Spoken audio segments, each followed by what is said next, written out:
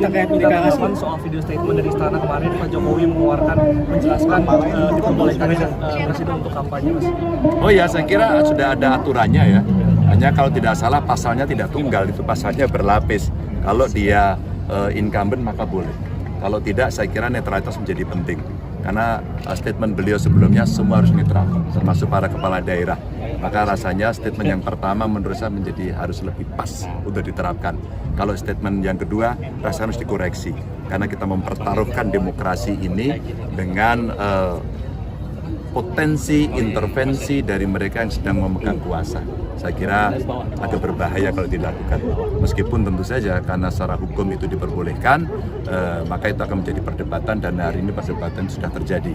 Maka kata KPU, orang yang incumbent itu harus izin pada dirinya sendiri.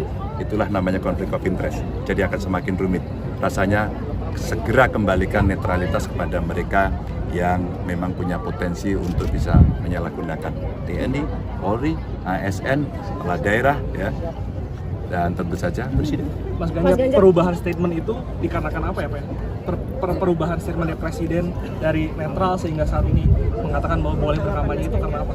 Yang paling tahu beliau sendiri. Mas Ganjar, terkait dengan laporan Pak Jokowi dilaporkan ke Bawaslu untuk pose dua jarinya itu oleh Pasukan Gerakan Budaya Kristen Indonesia Gama kemarin ke Bawaslu. Kemudian juga informasinya Timnas Amin juga misalnya akan melaporkan terkait dengan upaya. Saya tidak tahu jarinya itu angkanya berapa ya. Kalau angkanya 2 mungkin perlu cukup klarifikasi saja. Apakah benar?